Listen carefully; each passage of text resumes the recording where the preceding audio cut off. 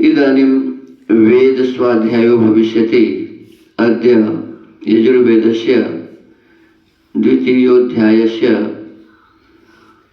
नवमं मंत्रस्य स्वाध्यायो भविष्यति। स्वाध्यायमान मंत्रस्य अग्ने वेदहोत्रं वेदद्युत्यम् अवताम् इत्येतानि प्रथमानि पदानि सन्ति। अब वेद स्वाध्याय होगा। आज यजुर्वेद के दूसरे अध्याय के 9वें मंत्र का स्वाध्याय किया जाएगा। स्वाध्याय किए जाने वाले मंत्र के अग्ने वेदहोत्रम वेदद्युत्यम् अवताम् ये प्रारंभिक पद है। ओम अग्ने वेदहोत्रं वेदद्युत्यम् अवतां त्वं द्यावा पृथिवी अव त्वं द्यावा पृथिवी सृष्टकृत देवेभ्य इंद्र आज्येन हविषा भूत स्वाहा संज्योतिषा ज्योतिः। हिज्जे करिए। हर्ष अ गण संयुक्त दीर्घकार अग्ने व दीर्घकार ह दीर्घकार रेप तर संयुक्त तरसकार अनुस्वार वेर होत्रम व दीर्घकार द दीर्घकार रेप तय संयुक्त तरसकार महर्षकार व हर्षकार त दीर्घकार अनुस्वार वेर द्युत्यम् अवताम् तव संयुक्त दीर्घकार अनुस्वार त्वं दय संयुक्त दीर्घकार व दीर्घकार प हर्षरिकार थ हर्षरिकार व दीर्घिकार अग्रह द्यावा पृथ्वी द्यावा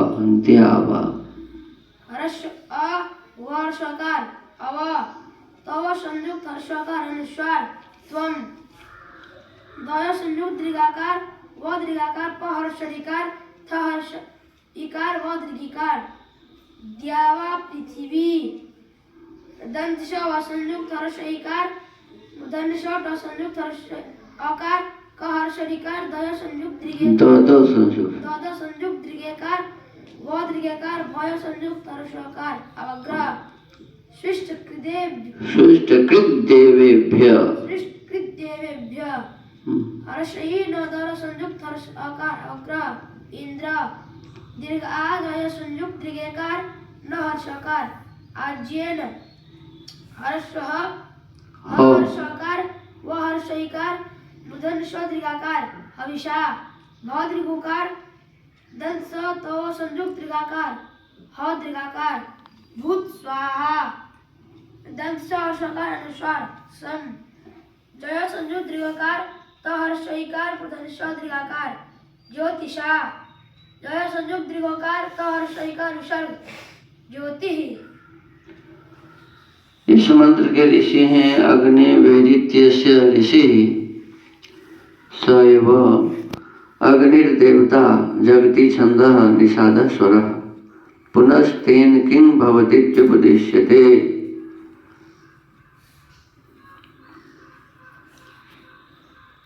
फिर उस यज्ञ से क्या लाभ होता है सो अगले मंत्र में प्रकाशित किया है। मंत्र के पदार्थ हैं हे अग्नि परमेश्वर। यहाँ इस मंत्र में अग्नि ईश्वर का नाम है। हे अग्नि परमेश्वर जो द्यावा पृथ्वी प्रकाशमय सूर्य लोक और पृथ्वी यज्ञ की अवताम रक्षा करते हैं उनकी तुम आप वे रक्षा करो तथा जैसे यह भौतिक अग्नि होत्रम यज्ञ और द्युत्यम दूत कर्म को प्राप्त होकर द्यावा पृथ्वी प्रकाशमय सूर्यलोक और पृथ्वी की रक्षा करता है वैसे ही भगवान देवेभ्य विद्वानों के लिए सृष्टिकृत उनकी इच्छा अनुकूल अच्छे अच्छे कार्यों के करने वाले आप हम लोगों की अब रक्षा कीजिए। जो यह आज्येन यज्ञ के निमित्त अग्नि में छोड़ने योग्य घृत आदि उत्तम उत्तम पदार्थ हविषा संस्कृत अर्थात अच्छी प्रकार शुद्ध किए हुए होम के योग्य कस्तूरी केसर आदि पदार्थ व ज्योतिषा प्रकाश युक्त लोकों के साथ ज्योति प्रकाशमय किरणों से सृष्टकृत अच्छे अच्छे वांछित कार्य सिद्ध कराने वाला इंद्र सूर्य लोक भी द्यावा पृथ्वी हमारे न्याय व पृथ्वी के राज्य की रक्षा करने वाला अभूत होता है, वैसे आप ज्योति ही विज्ञान रूप ज्योति के दान से हम लोगों की अब रक्षा कीजिए। इस कर्म को स्वाहा वेदवाणी कहती है। भावार्थ, ईश्वर ने मनुष्यों के लिए वेदों में उपदेश किया है कि जो जो अग्नि, पृथ्वी, सूर्य और वायु आदि पदार्थों के निमित्तों को जान के होम और दूत संबंधी कर्म का अनुष्ठान करना योग्य है, सो उनके लिए वांछित सुख के देने वाले होते हैं। देखिए, परमात्मा का आदेश है कि सूर्य, पृथ्वी, जितने भी संसार में पदार्थ हैं, अग्नि आदि, तो इन सभी में जो गुण हैं, उन गुणों को हमें ठीक से समझकर उसके माध्यम से हमें अनेक प्रकार के कर्मों का अनुष्ठान करना चाहिए। ऐसा करने से जो हमें सुख की आवश्यकता है, जिस प्रकार के सुख की हमें इच्छा है, कहते वांछित सुख देने वाले हैं। इस प्रकार के कर्म क्या होता है, जो जैसी हमारी इच्छा है उस प्रकार के सुखों को देने वाला होता है। तो हमें, आपको, सबको मिलकर परमात्मा के बनाए हुए इस संसार में जो भी पदार्थ हैं उनके गुणों को पहले समझने की आवश्यकता है। इसी को कहते हैं विद्या।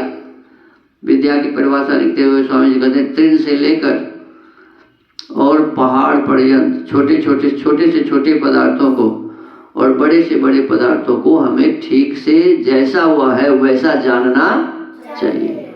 किस पदार्थ में क्या क्या गुण है, इस गुण को हमें समझना चाहिए और समझने के पश्चात फिर उससे वैसा उपकार लेना चाहिए। इस प्रकार से यदि हम उससे उपकार लेंगे तो वे सभी पदार्थ हमारे लिए सुख का कारण बनेंगे और जैसे जिस प्रकार का सुख हम चाहते हैं उस प्रकार का सुख हमें प्राप्त होगा। अष्टम मंत्र से कहे हुए यह साधन का फल 9वें मंत्र के में से प्रकाशित किया है। पिछले भी मंत्र में इसी प्रकार की बातें थी। हमको, आपको परमात्मा के सृष्टि में वायु को, जल को, अग्नि को, सबको शुद्ध रखना है। इसी के माध्यम से अन्न भी शुद्ध होते हैं और उसके लिए उत्तम से उत्तम पदार्थों से हवन करने का विधान पिछले मंत्रों में बताया। तो जब हम आप जानेंगे किसी के गुण को तभी तो उससे हवन करें। कौन पदार्थ कैसा है इसको जानेंगे और उत्तम से उत्तम पदार्थों से यज्ञ हमें करना चाहिए, जिससे वातावरण उत्तम बनेगा। वायु शुद्ध, जल शुद्ध, अन्न शुद्ध, जो भी पदार्थ हमारे जीवन के लिए उपयोगी है सभी शुद्ध बनेंगे। तो हमको, आपको बड़े ही श्रद्धा से इन सभी पदार्थों को जानकर उससे अनेक प्रकार के लाभ लेने चाहिए, अनेक प्रकार से उपयोग उसका करना चाहिए। आज के स्वाध्याय के क्रम को यहीं विराम देते हैं। ओम।